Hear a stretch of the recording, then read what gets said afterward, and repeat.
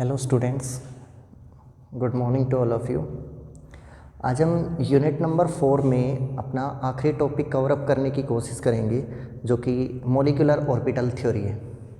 इससे पहले हम वेस्पर थ्योरी पढ़ चुके हैं, वीबीटी वैलेंस बॉन्ड थ्योरी पढ़ चुके हैं, रेजोनेंस हमने कवर अप कर लिया था, ठीक है। इसके बाद हमने टॉपिक कवर किया था formal charge, octet rule, resonance, जो लास्ट टॉपिक कवर अप किया था हमने, ठीक है। तो नेक्स्ट टॉपिक जो यहाँ पे डिस्कशन का है that is molecular orbital theory. Topic है मॉलिक्यूलर ऑर्बिटल थ्योरी, जिसको एमओटी के नाम से भी जानते हैं, यानी मॉडर्न थ्योरी जो है एटॉमिक स्ट्रक्चर की, केमिकल बॉन्डिंग की, मॉडर्न थ्योरी होती है केमिकल बॉन्डिंग की, सबसे लेटेस्ट थ्योरी और सबसे ज़्यादा एक्सेप्ट की जाने वाली थ्योरी है, ठीक है, जिसका नाम है मॉलिक्यूलर ऑर्बिटल थ्योरी। नाम से ही पता चल रहा है कि मॉलिक्यूल्स की फॉर्मेशन के बारे में बताती है थ्योरी। तो इस थ्योरी का पहला पोस्टुलेट बोलता है atomic orbitals of two atoms will overlap, atomic orbitals will overlap with each other to form molecular orbitals। यानी एटम की जो ऑर्बिटल्स होती हैं उसको हम एटॉमिक ऑर्बिटल्स बोलते हैं, और मॉलिक्यूल की जो ऑर्बिटल्स होती हैं जनरली उसको मॉलिक्यूलर ऑर्बिटल्स के नाम से जाना जाता है। एटॉमिक ऑर्बिटल्स को, एटम की ऑर्बिटल्स को एटॉमिक ऑर्बिटल्स बोला जाता है, और जब एटम्स जुड़ के, एटम्स जब कंबाइन करेंगे, मॉलिक्यूल्स बनेंगे, तो उनकी ऑर्बिटल्स को जनरली हम किस नाम से जानते हैं? मॉलिक्यूलर ऑर्बिटल्स के नाम से। तो कहता है कि atomic orbitals of atom A combines overlap with atomic orbitals of molecule atom B, and there is formation of molecular orbitals। there is formation of molecular orbital, यानी atomic orbital of A overlaps with atomic orbitals of B to form molecular orbitals of the molecule AB। Let's consider a atom है, B atom है, और दोनों combine करके A B molecule की formation कर रहे हैं। तो ये कहता है कि एटॉमिक ऑर्बिटल ए की, एटॉमिक ऑर्बिटल बी की, दोनों ओवरलैप करती हैं, और इनकी ओवरलैपिंग से क्या बनते हैं? Molecular orbital.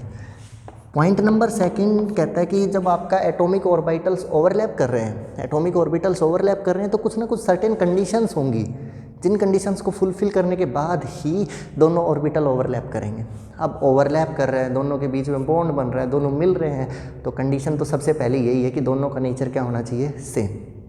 एनर्जी में बहुत बड़ा गैप नहीं होना चाहिए। एक के पास, बेचारे के पास एनर्जी बहुत कम है, एक की बहुत हाई एनर्जी है, कहाँ मैच होगा? एक के पास पैसे बहुत ज़्यादा है, एक इंसान के पास पैसे ही नहीं है, तो ऐसा ओवरलैप, ऐसा मैच जनरली नहीं हो पाता। तो ये कहता है कि एक एटम ए है और एक एटम बी है, दोनों के ऑर्बिटल बराबर एनर्जी लेवल पे हैं, बहुत परफेक्ट मैच होता है, यानी एनर्जी का गैप मिनिमम होना चाहिए। थोड़ा बहुत एनर्जी का गैप हो तो भी मैचिंग हो जाती है, तो भी ओवरलैपिंग हो जाती है। दो एटॉमिक ऑर्बिटल्स ओवरलैप कर रहे हैं तो उनके बीच में एनर्जी का बहुत बड़ा गैप वहाँ पे नहीं होना चाहिए, ठीक है। For better overlapping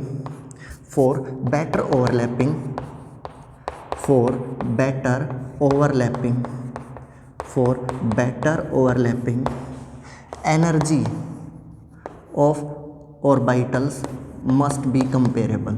orbitals must लिखा है, must be comparable, यानी ये ऐसी एनर्जी होनी चाहिए जो एक दूसरे की, मतलब सिमिलर, कोई बहुत बड़ा एनर्जी गैप नहीं होना चाहिए। एक की एनर्जी इतनी है तो दूसरे की भी उतनी होनी चाहिए, यानी लगभग सेम अमाउंट ऑफ एनर्जी होनी चाहिए। एनर्जी का बहुत बड़ा गैप वहाँ पे नहीं होना चाहिए।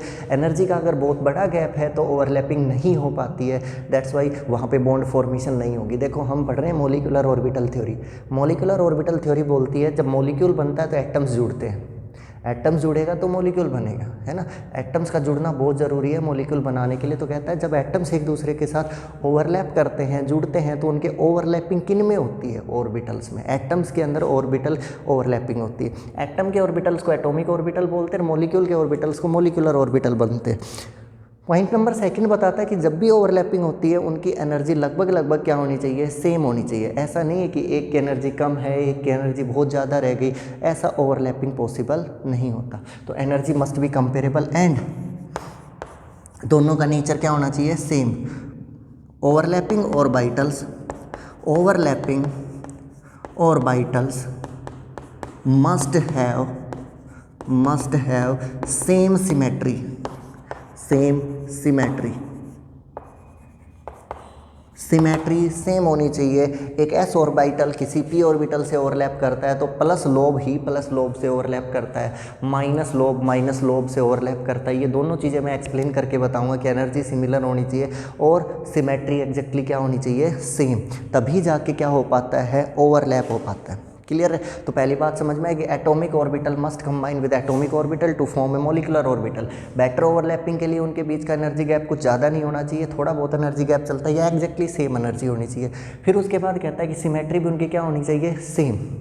अब बात आती है कि किसी भी इलेक्ट्रॉन को, किसी भी पर्टिकुलर इलेक्ट्रॉन को या ऑर्बिटल को, मैंने बोला था ऑर्बिटल क्या होता है, ऑर्बिटल एक ऐसा स्पेस होता है जहाँ इलेक्ट्रॉन के मिलने की प्रोबेबिलिटी मैक्सिमम होती है और इलेक्ट्रॉन एक वेव होता है। सबको मैंने पढ़ाया था de Broglie dual nature of particles में, electron behave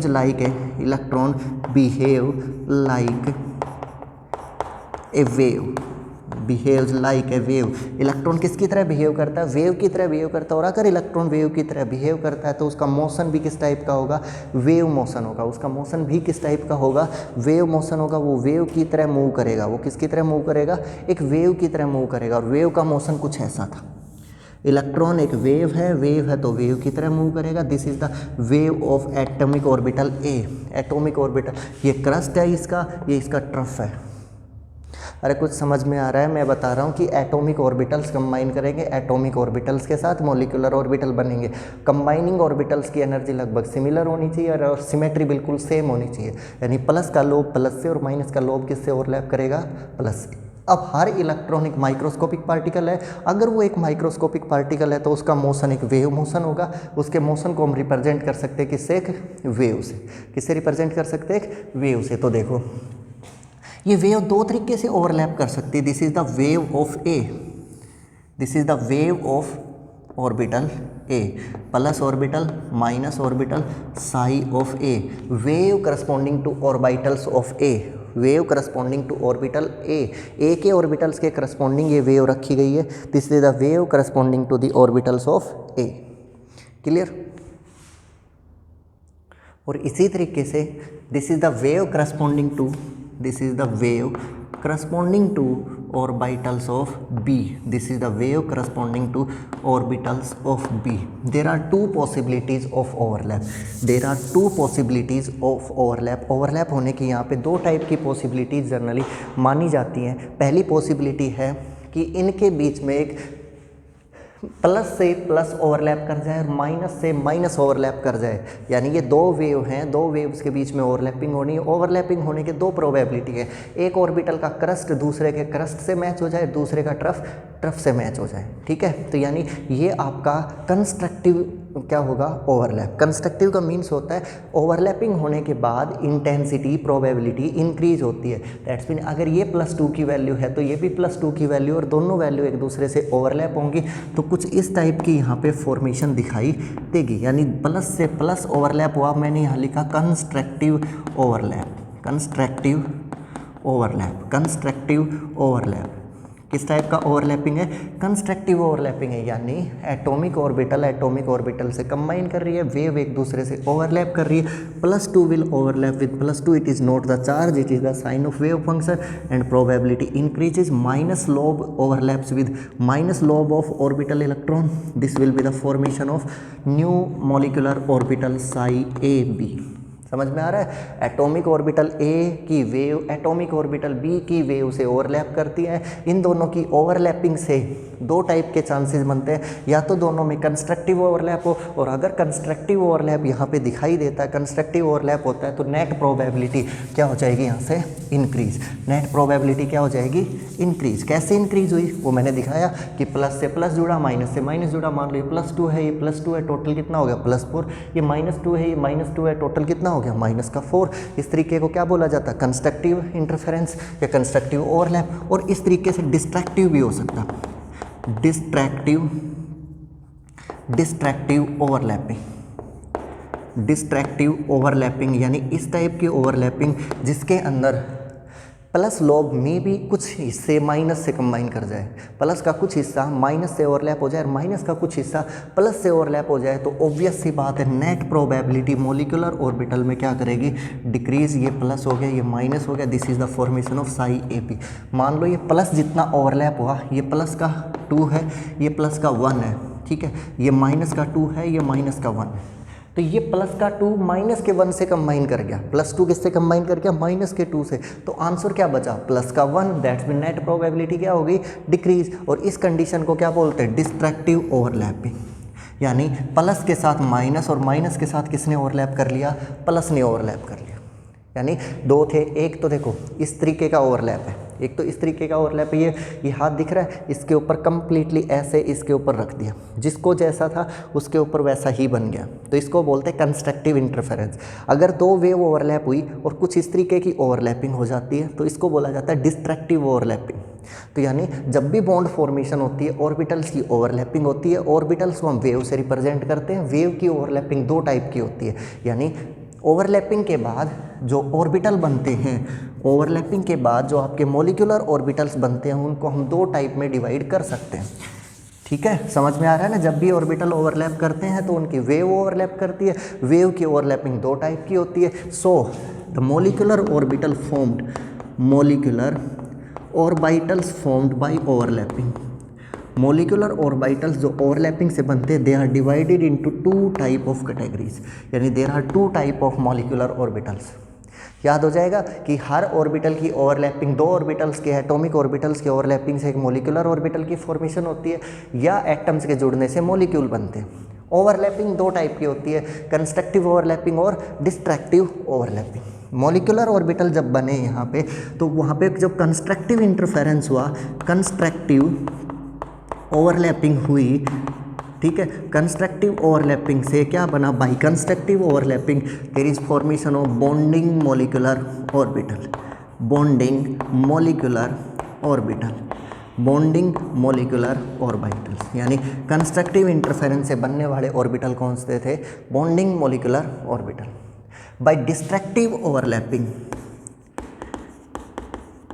by destructive overlapping, destructive overlapping से बनने वाले ऑर्बिटल आपके किस टाइप के थे, वो थे कहलाएंगे, अगर ये बॉन्डिंग कहलाते हैं, मतलब प्लस से प्लस और माइनस से माइनस की ओवरलैपिंग से जो ऑर्बिटल बना, बॉन्डिंग ऑर्बिटल बना, तो इधर डिस्ट्रक्टिव प्लस माइनस से जोड़ने पे बनेगा आपका anti bonding molecular orbitals, anti bonding molecular orbitals, anti bonding molecular orbitals. समझ में आ रही है बात, कंस्ट्रक्टिव इंटरफेरेंस हो रहा है या कंस्ट्रक्टिव ओवरलैपिंग हो रही है, और एक बार ओवरलैपिंग आपकी डिस्ट्रक्टिव हो रही है। कंस्ट्रक्टिव ओवरलैपिंग से जिसकी फॉर्मेशन होती है उसे बोला जाता है बॉन्डिंग मॉलिक्यूलर ऑर्बिटल, और डिस्ट्रक्टिव ओवरलैपिंग से जो फॉर्मेशन होती है उसको anti bonding molecular orbital represent किया जाता है। बॉन्डिंग के ऊपर कोई सिंबल नहीं होता, एंटी बॉन्डिंग मॉलिक्यूलर ऑर्बिटल्स के ऊपर हमेशा क्या लगाया जाता है, star. Star is kept over the anti bonding molecular orbital. ऐसे ऑर्बिटल ओवरलैपिंग जिसकी ओवरलैपिंग होने के बाद प्रोबेबिलिटी क्या हो जाती है, ऑर्बिटल्स के अंदर इंटेंसिटी क्या हो जाती है, डिक्रीज। क्लियर है। अब हम देखते हैं यहाँ पे formation of molecular orbitals. 2 type के मॉलिक्यूलर ऑर्बिटल बनेंगे, बॉन्डिंग मॉलिक्यूलर ऑर्बिटल और anti bonding molecular orbital, bonding molecular orbital और एंटी बॉन्डिंग मॉलिक्यूलर ऑर्बिटल। और इसी तरीके से हम पहले भी पढ़ चुके हैं, बॉन्ड्स जनरली 2 टाइप के होते हैं, sigma bond and pi bond. Bonding generally 2 type की होती है, sigma bonding and pi bonding. Along the internuclear axis head to head overlapping होगी sigma bonding, side way overlapping होगी पाई बॉन्ड। ये video lecture में पहले पढ़ा चुका, 3rd वीडियो लेक्चर में मैंने पढ़ाया था वेस्पर थ्योरी पढ़ाने से पहले कि 2 टाइप के बॉन्ड बनते हैं, सिग्मा बॉन्ड और पाई बॉन्ड। जब हेड टू हेड ओवरलैपिंग होती है ऑर्बिटल की तो सिग्मा बॉन्ड बनेगा, साइड वे ओवरलैपिंग होगी ऑर्बिटल्स की तो बनेगा पाई बॉन्ड। यानी 2 टाइप के बॉन्ड्स की जनरली फॉर्मेशन होती है, सिग्मा बॉन्ड की और पाई बॉन्ड की। तो मैं पहले बात करता हूँ, पहले जिक्र करता हूँ overlapping, overlapping between S and S और एस के बीच की ओवरलैपिंग सबसे पहले पढ़ाई जाती है। एस और एस के बीच की ओवरलैपिंग, तो दोनों ओवरलैपिंग पढ़ेंगे, कंस्ट्रक्टिव ओवरलैपिंग भी और destructive. This is the plus lobe of orbital S, this is the plus lobe of orbital S, both will combine. Clear है, बोथ विल कंबाइन। ध्यान दो, एक एस है एक एस है, इसकी भी और लोब प्लस है, इसका भी लोब प्लस है, दोनों लोब जुड़ जाएंगे, लोब जुड़ेंगे तो क्या बनेगा, प्रोबेबिलिटी बढ़ेगी। भाई इधर से +2 आया और इधर से +2 आया, दोनों जुड़ेंगे या घटेंगे, जुड़ेंगे तो प्रोबेबिलिटी क्या होगी, इंक्रीज। यही कह रहा है ये प्लस का 2 है, ये प्लस का 2 है, दोनों जुड़ेंगे तो प्लस का कितना हो जाएगा 4। There will be the formation of such orbital. This is the sigma S.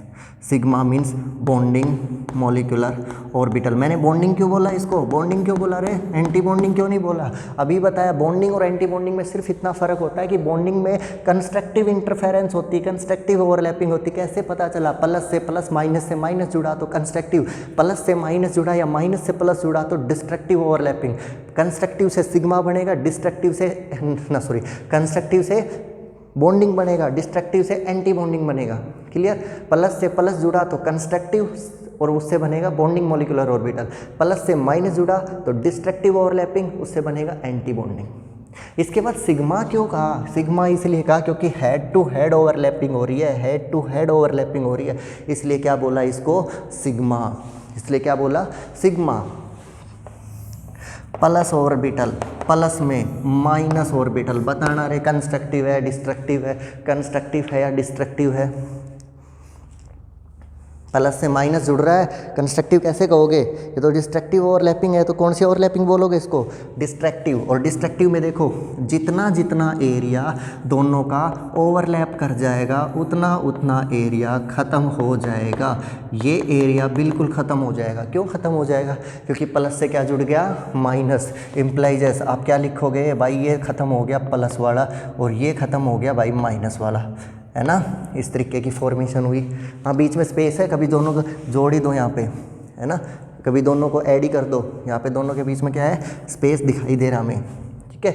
तो ये क्या बन गया, हेड टू हेड ओवरलैपिंग थी, कंस्ट्रक्टिव है destructive, destructive head to head है तो सिग्मा, और इसके बाद एंटी बॉन्डिंग है बॉन्डिंग, डिस्ट्रक्टिव है तो एंटी बॉन्डिंग, तो इसको बोलेंगे एंटी बॉन्डिंग मॉलिक्यूलर ऑर्बिटल। देख लो भाई, एस ऑर्बिटल से एस ऑर्बिटल ओवरलैप करेगा तो दो प्रोबेबिलिटी है, सिग्मा बॉन्डिंग बनने की और सिग्मा एंटी बॉन्डिंग बनने की, सिग्मा बॉन्डिंग बनने की और सिग्मा एंटी बॉन्डिंग। एस से एस ओवरलैप करेगा तो सिग्मा बॉन्डिंग और सिग्मा एंटी बॉन्डिंग। समझ में आ गया पक्का। तो यानी जब भी एस ऑर्बिटल से एस ऑर्बिटल ओवरलैप करे तुम लिखोगे वहाँ पे सिग्मा बॉन्डिंग और सिग्मा एंटी बॉन्डिंग। अब आ जाते हैं पी ऑर्बिटल पे। एक पी सब सेल में कितने ऑर्बिटल होते हैं, एक पी सब सेल में कितने ऑर्बिटल होते हैं, 3 ऑर्बिटल होते हैं। अब ध्यान से देखो, this is the P X orbital, so this is the P Y orbital, this is the P X, this is P Y and this is the P Z orbital. Total कितने orbital दिखाई दे रहे हैं, 3, एक P X, एक P Y, एक P Z, P X P Y P Z, किसी को कोई नाम दे दो कोई फर्क नहीं पड़ता। अब ये कहता है कि दूसरे एटम पे भी पी ऑर्बिटल है, वो अगर ऐसे चल के आएगा तो इन दोनों में ओवरलैपिंग कैसे हो रही है, हेड टू हेड या साइड वे। थम्स में देखो, दोनों थम्स के बीच में ओवरलैपिंग कैसे हो रही है, हेड टू हेड। तो ये दोनों ऑर्बिटल कौन सा बॉन्ड बनाएंगे, सिग्मा। अब देखो ये तो हट गया बॉन्डिंग से, अब बचे ये दोनों ओवरलैप करेंगे तो इनमें साइड वे ओवरलैपिंग होगी या हेड टू हेड होगी, हेड टू हेड या साइड वे, कंधे से कंधा टकराएगा तो बॉन्डिंग कौन सा बनेगा, पाई।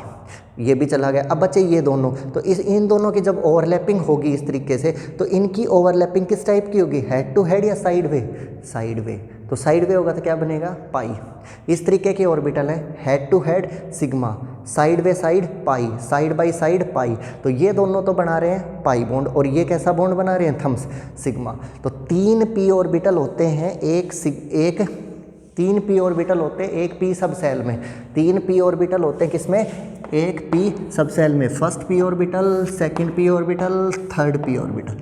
This is the P X, this is the P Y and this is the P Y and this is P Z.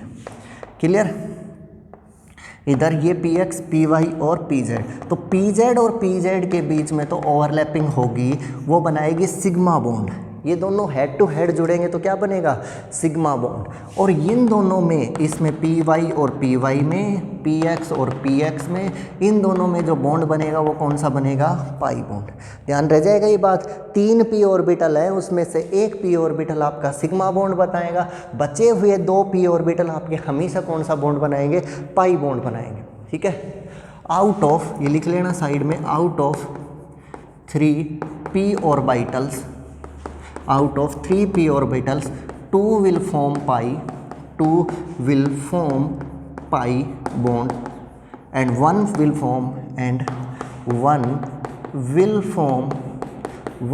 form sigma bond, sigma bond.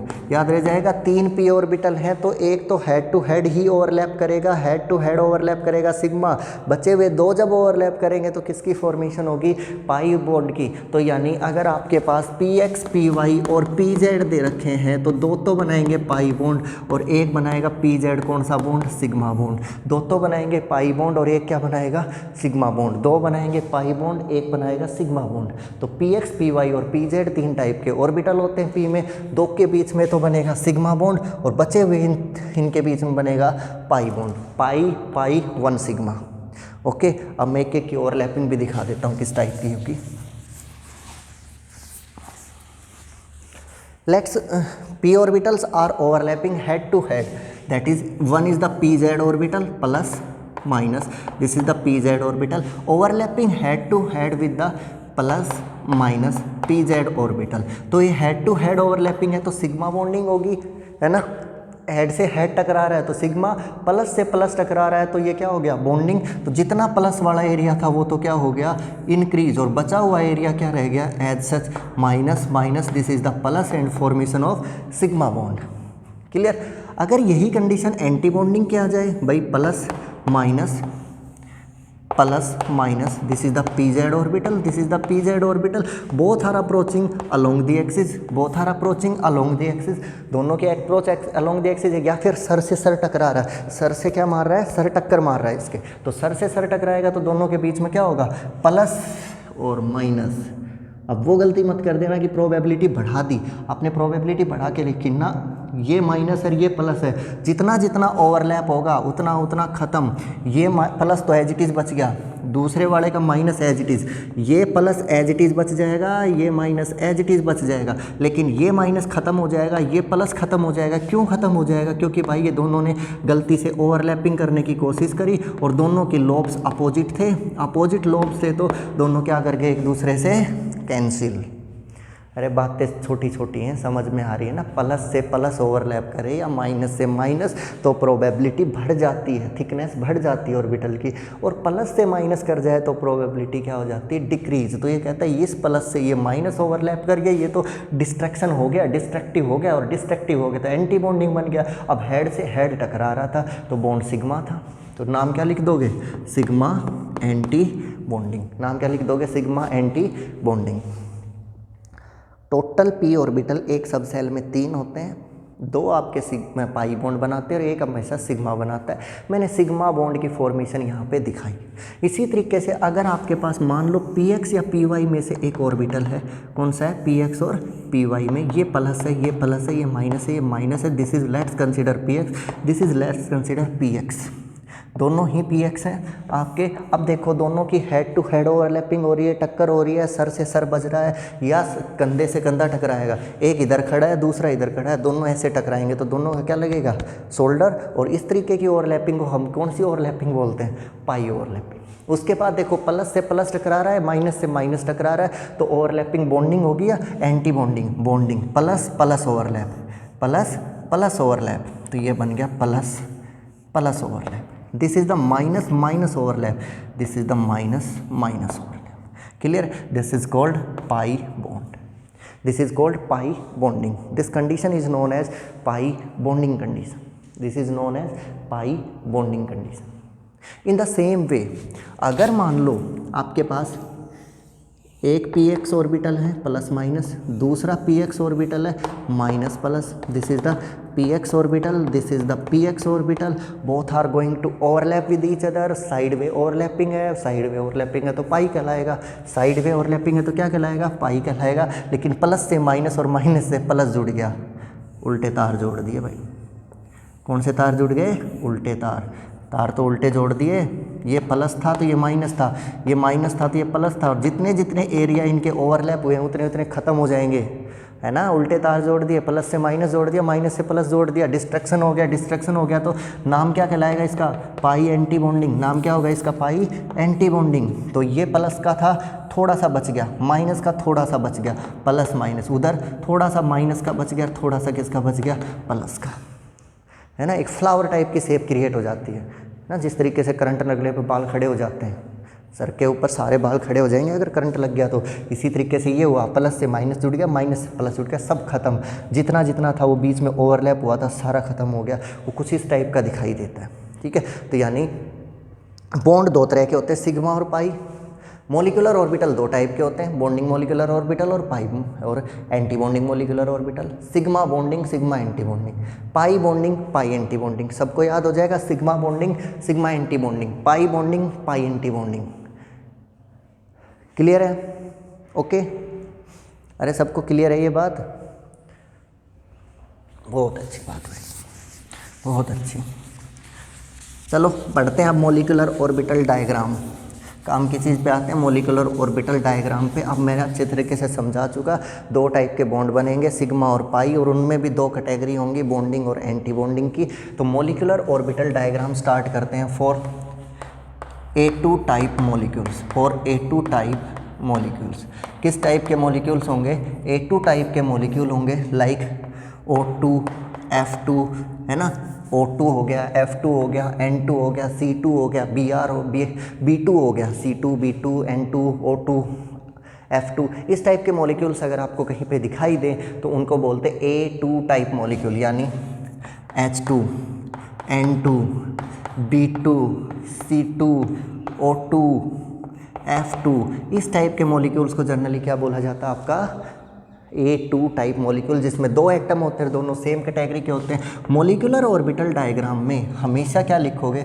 एक scale होगी, this is the energy scale, this is known as energy scale. सबसे ऊपर highest energy, सबसे नीचे lowest energy. एक lowest energy होगी और एक क्या होगी?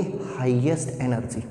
तो स्टार्टिंग में किसी भी एटम के अंदर इधर लिखोगे atomic orbitals of A, atomic orbitals of A, atomic orbitals of A के एटॉमिक ऑर्बिटल्स। एक साइड ए के एटॉमिक ऑर्बिटल्स लोगे, दूसरी साइड आप लोगे atomic orbitals of B, atomic orbitals of B, और बीच में लिखोगे molecular orbitals of A2, atomic orbital of A, atomic orbital of A, बीच में लिखोगे molecular orbitals of A2। This is the starting of molecular orbital diagram. किस तरीके से स्टार्ट करोगे इस मॉलिक्यूलर ऑर्बिटल डायग्राम को? आप सबसे पहले लिखोगे यहाँ पे एटॉमिक ऑर्बिटल ऑफ ए, फिर लिखोगे एटॉमिक ऑर्बिटल ऑफ ए, दोनों साइडों को एटॉमिक ऑर्बिटल लिखोगे, बीच में लिखोगे किसको? मॉलिक्यूलर ऑर्बिटल्स को, बीच में लिखोगे आप मॉलिक्यूलर ऑर्बिटल्स को। क्लियर? सबसे पहले एटॉमिक ऑर्बिटल आते हैं 1s। सबसे पहले एटम में कौन से ऑर्बिटल आते हैं? 1s। तो इधर भी क्या लिख लिया? 1s। दोनों साइडों से आपने क्या ले लिया? 1s orbital. बताओ सही है या गलत है? किसी भी एटॉमिक और एटम के अंदर कौन से मॉलिक्यूल कौन से ऑर्बिटल लिखे जाते हैं? 1s।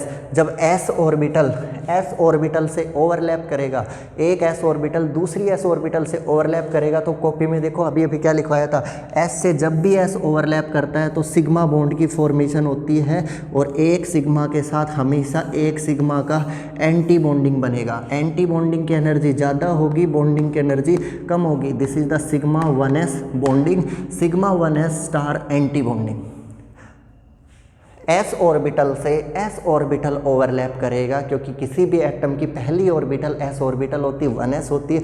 1s से 1s, s से s ओवरलैप करेगा, अभी लिखवाया था सिग्मा बॉन्ड बनेगा।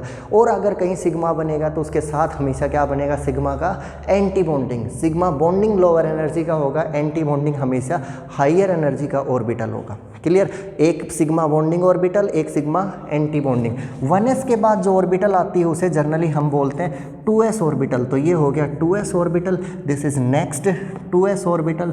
और फिर से s की s से ओवरलैपिंग हो रही है, तो सिग्मा बॉन्ड बना और सिग्मा के साथ बन गया उसका सिग्मा एंटी बॉन्डिंग।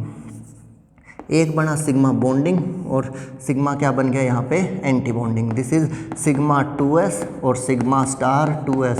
अरे सही है, s से s ओवरलैप करता है तो सिग्मा बनता है, p से p ओवरलैप करता है तो एक सिग्मा और 2 पाई की फॉर्मेशन होती है। जब भी सिग्मा बना तो सिग्मा के साथ एंटी बॉन्डिंग भी बना, जब भी पाई बना तो पाई के साथ क्या बना, एंटी बॉन्डिंग। क्लियर। आप देखो 1s 2s और उसके बाद कौन सी ऑर्बिटल्स आती हैं, 1s 2s के बाद कौन सी आती हैं, 2p सेकेंड यूनिट, कहा था ना पढ़ लेना। This is the 2p orbital, this is the 2p orbital. और 2p ऑर्बिटल में कितना 2p सब सेल में कितने ऑर्बिटल, 2p सब सेल में कितने ऑर्बिटल, 3 में से 2 तो क्या बनाएंगे पाई और एक क्या बनेगा सिग्मा। 2 क्या बनाएंगे पाई और एक क्या बनाएगा सिग्मा। अब सुनो बात यहाँ पे ध्यान से, sigma bond is stronger then, sigma bond is stronger than pi bond, sigma bond is stronger than pi bond. ध्यान से सुनो इस बात को, sigma bond is stronger than pi bond. कौन सा बॉन्ड स्ट्रॉन्ग होता है, सिग्मा। बहुत पहले ही पढ़ा दिया था, 3rd लेक्चर में ही पढ़ा दिया था। सिग्मा बॉन्ड स्ट्रोंगर होता है पाई बॉन्ड से। जो स्ट्रॉन्ग होगा वो स्टेबल भी होगा, जो स्ट्रॉन्ग होगा वो स्टेबल भी होगा, उसकी एनर्जी क्या होगी, कम। तो energy of sigma bond is lower than energy of pi bond. Concept दिमाग में बैठा लेना अच्छे से, ठीक है। बार बार पूछूंगा, सिग्मा बॉन्ड स्ट्रॉन्गर होता है पाई से, सो सिग्मा की एनर्जी कम होगी पाई से। सो जब भी सिग्मा और पाई दोनों यहाँ बनेंगे तो आप सिग्मा को नीचे लिखोगे, सबसे नीचे किसको लिखोगे, सिग्मा 2p को। और फिर उसके बाद आप किसको लिखोगे, पाई 2p x और पाई 2p y, पाई 2p x और पाई 2p y को। इसी तरीके से सिग्मा का एंटी बॉन्डिंग सबसे ऊपर पाया जाएगा और ये हो गया sigma anti bonding 2p z और बीच में आ जाएंगे आपके पाई 2p x और पाई 2p y। फिर से सुनो, 1s किसी भी एटॉमिक और एटॉमिक स्ट्रक्चर में सबसे पहला ऑर्बिटल होता है, तो 1s दूसरे का भी 1s, कंबाइन किया s और s की कॉम्बिनेशन से सिग्मा बनता है। दैट्स वाई एक सिग्मा बॉन्डिंग एक सिग्मा एंटी बॉन्डिंग। फिर अगले ऑर्बिटल पे आते हैं 2s से 2s ओवरलैप करेगा तो सिग्मा और सिग्मा बनेगा, सिग्मा बॉन्डिंग और सिग्मा एंटी बॉन्डिंग। बात आ जाती है p पे, p में तो 3 ऑर्बिटल होते हैं, 3 ऑर्बिटल होते हैं तो 2 टाइप के बॉन्ड बनते हैं, एक सिग्मा बनता है और 2 पाई बनते हैं। सिग्मा ज़्यादा स्ट्रॉन्गर होता है पाई से, सिग्मा ज़्यादा स्ट्रॉन्गर होता है किससे, पाई से। तो सिग्मा को नीचे लिखोगे, पाई को कहाँ लिखोगे, ऊपर। Just reverse in the case of anti bonding. Anti bonding में सबसे ऊपर कौन जाएगा, सिग्मा, फिर कौन सा होगा, पाई। क्लियर। ये बनेगा atomic molecular orbital diagram. This is the molecular orbital diagram. कब किसके लिए प्लॉट किया गया, A2 टाइप मॉलिक्यूल्स हैं। कॉन्फ़िगरेशन यानी इसी को सबसे शॉर्ट में लिखूँ तो सबसे कम एनर्जी पे कौन है, सिग्मा 1s, फिर कौन है सिग्मा 2s, फिर कौन है sigma 1s, sigma star 1s।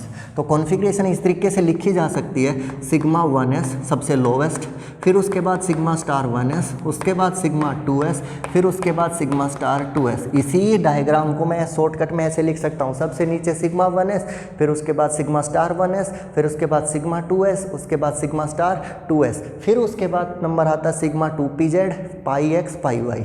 Sigma 2pz पाई x बराबर है, दोनों की एनर्जी बराबर है किसकी, x और y की। तो 2px बराबर है किसके, 2py के। उसके बाद नंबर आ जाता है पाई x स्टार का, फिर आ जाता है पाई y स्टार का, और सबसे ऊपर ही ऊपर कौन लिखा गया है, सिग्मा 2p स्टार। ठीक, अरे सही है, डायग्राम बन गया ना ये। तो डायग्राम कैसे बनाया गया, सबसे पहले मॉलिक्यूलर ऑर्बिटल 1s लिया, फिर 2s लिया, फिर 2p लिया, 1s लिया, 2s लिया, फिर 2p लिया, 1s से 1s जोड़ा तो सिग्मा, 2s से 2s जोड़ा तो सिग्मा, सिग्मा के साथ सिग्मा एंटी बॉन्डिंग ज़्यादा एनर्जी का, बॉन्डिंग कम का। 2p से 2p जोड़ा तो पहले सिग्मा का एंटी बॉन्डिंग, पाई का एंटी बॉन्डिंग, सिग्मा का एंटी बॉन्डिंग, पाई का एंटी बॉन्डिंग बन गया। नाउ दिस MOT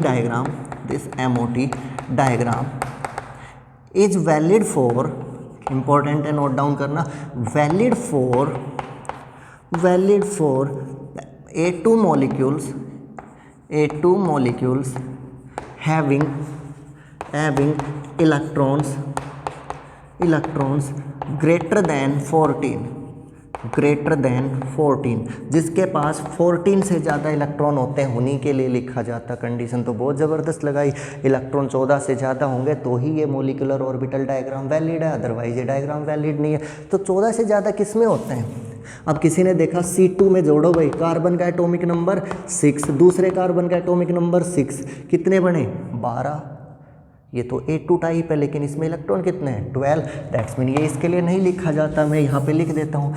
जब भी आपकी स्पीसीज O2 है, F2 है, Ne2 है, तो यहाँ इलेक्ट्रॉन्स की संख्या 16 है। यहाँ फ्लोरीन का एटॉमिक नंबर 9 होता है, 2 फ्लोरीन में 18 इलेक्ट्रॉन बनेंगे, तो दैट्स मीन इसके लिए भी वैलिड है।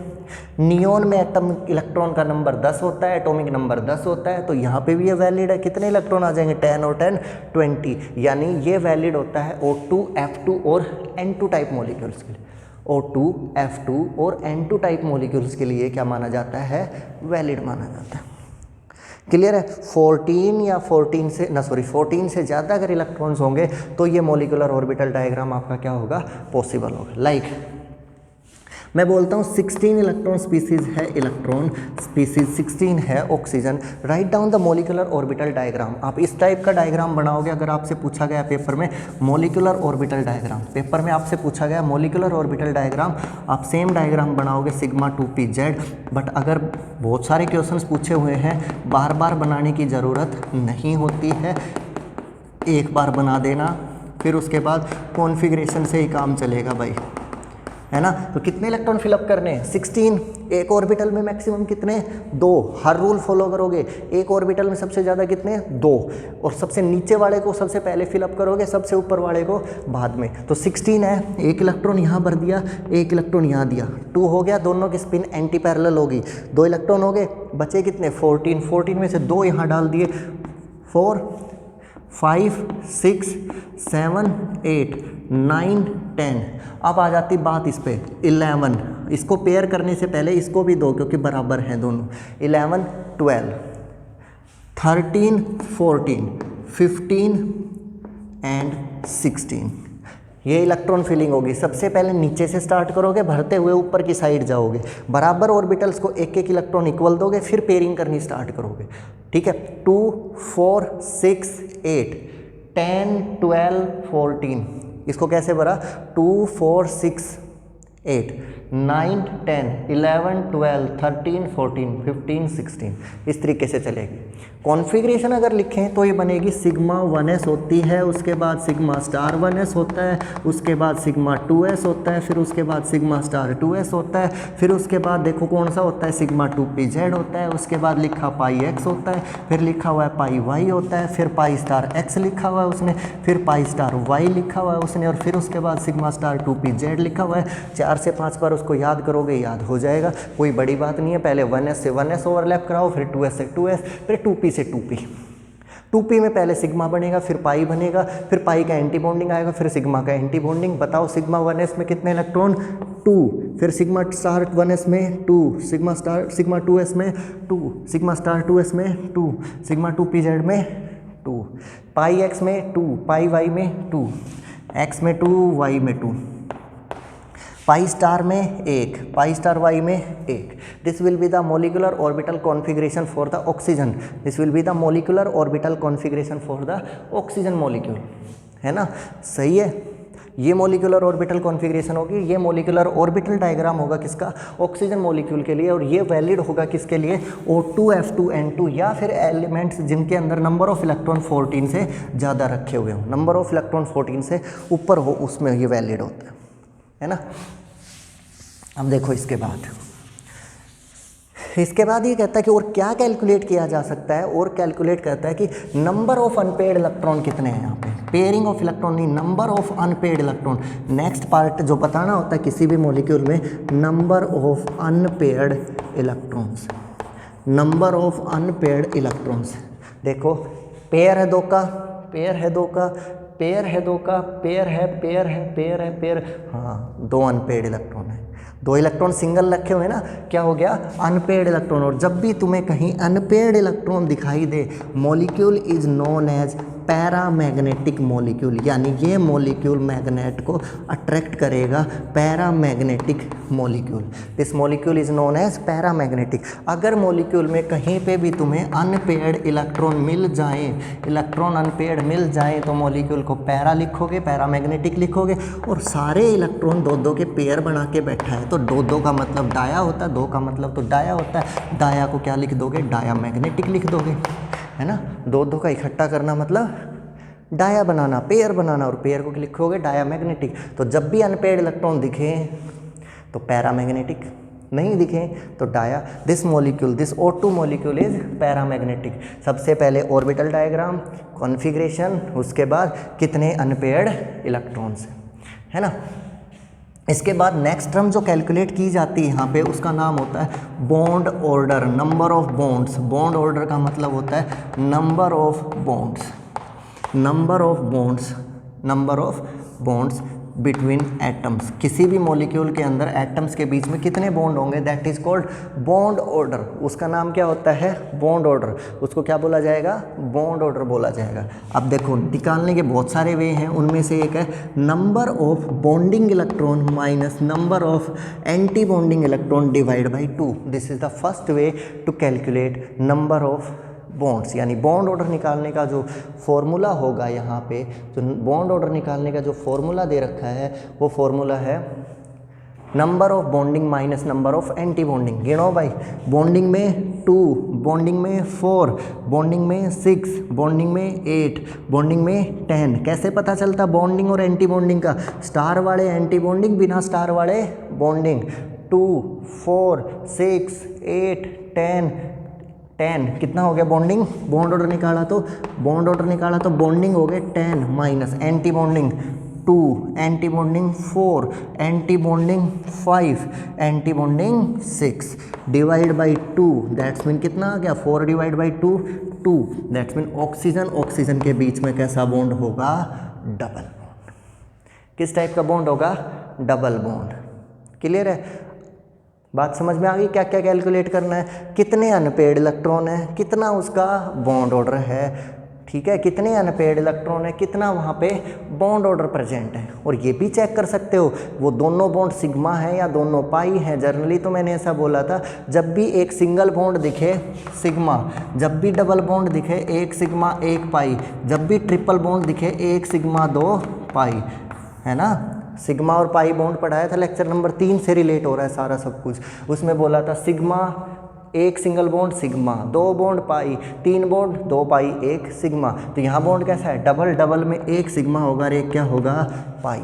देखो रे, ये बॉन्डिंग है तो ये इसका क्या है? Anti bonding. कट गया, बॉन्डिंग से क्या कट गया? Anti bonding. ये बॉन्डिंग है 2 तो ये इसका क्या है? Anti bonding. कट गया दोनों। ये सिग्मा 2p z बॉन्डिंग है, लेकिन इसका एंटी बॉन्डिंग खाली पड़ा है। इसके बॉन्ड को काटने के लिए कोई एंटी बॉन्डिंग नहीं है, इसके बॉन्ड को काटने के लिए कोई एंटी बॉन्डिंग अवेलेबल ही नहीं है। तो यहाँ पे क्या बचा? 1 सिग्मा बॉन्ड बच गया ना। 2 इलेक्ट्रॉन मतलब 1 बॉन्ड। कितने सिग्मा बॉन्ड इलेक्ट्रॉन बच गए? 2 इलेक्ट्रॉन। 2 इलेक्ट्रॉन मतलब 1 सिग्मा बॉन्ड। यहाँ देखो पाई का 1 है, 1 पाई ये रहा। कितने पाई हो गए? 2 पाई। लेकिन उन 2 पाई में कितने पाई हो गए? 2 पाई। 2 पाई को तो यही काट देंगे ये दोनों मिलके। इनके पास 1 इलेक्ट्रॉन रहा। कितना इलेक्ट्रॉन हो गए? 2 इलेक्ट्रॉन एंटी बॉन्डिंग में, 4 इलेक्ट्रॉन किस में? बॉन्डिंग में। 4 बॉन्डिंग में, 2 एंटी बॉन्डिंग में। नेट कितना बचा? 2। और 2 किस में बचे? बॉन्डिंग में। और 2 इलेक्ट्रॉन से क्या बनेगा? 1 पाई बॉन्ड। अरे फिर से सुनो, टोटल पाई इलेक्ट्रॉन कितने? 4 इलेक्ट्रॉन हो गए। 2 इलेक्ट्रॉन से क्या बनता है? 1 बॉन्ड। कितने पाई बॉन्ड हो गए? 2। लेकिन आगे भी ध्यान से देखो, एंटी बॉन्डिंग में भी उसने कितने इलेक्ट्रॉन दे रखे हैं? 2। तो 4 तो बॉन्डिंग में इलेक्ट्रॉन पाई के और 2 एंटी बॉन्डिंग में। नेट कितने बचे? 2। और 2 किस में बचे? वो भी बॉन्डिंग में। तो पाई बॉन्ड कितने बना? 1 पाई बॉन्ड। कितने इलेक्ट्रॉन से? 2 से। तो 1 सिग्मा और 1 क्या बन गया? पाई। 1 सिग्मा बन गया और 1 क्या बन गया? Pi bond. क्लियर है? इसी तरीके से आप लिख सकते हो F2 के लिए, इसी तरीके से आप लिख सकते हो Ne2 के लिए। और अगर मॉलिक्यूल को इस तरीके से भी दिया जा सकता है, मान लो उसने दे दिया O2 माइनस आयन, तो ऑक्सीजन में 8 दूनी 16 इलेक्ट्रॉन होते हैं। 8 इलेक्ट्रॉन एक ऑक्सीजन में और 16 हो गए। और 1 इलेक्ट्रॉन ये ऊपर बता रहा है, तो 16 + 1 कितना हो गया? 16 + 1 17। क्या भरोगे? 16 इलेक्ट्रॉन भर दिए और ये इलेक्ट्रॉन क्या हो जाएगा? 17। है ना। तो इसी तरीके से आप क्या फिलअप करोगे, ये आपका 17th इलेक्ट्रॉन हो गया, फिर इसका बॉन्ड ऑर्डर निकालोगे, फिर इसमें एक अनपेड इलेक्ट्रॉन दिखेगा तो क्या मिल जाएगा, पैरामैग्नेटिक मॉलिक्यूल। किस टाइप का मॉलिक्यूल मिल जाएगा, ये पैरामैग्नेटिक मॉलिक्यूल। तो घर पे जाके क्वेश्चंस करने हैं, ऑक्सीजन 217 2 - 18, ठीक है, O2 पॉजिटिव जिसमें 16 की बजाय 15 इलेक्ट्रॉन्स होंगे, ठीक है। F2 का सोल्व करना है, Ne2 का सोल्व करना है।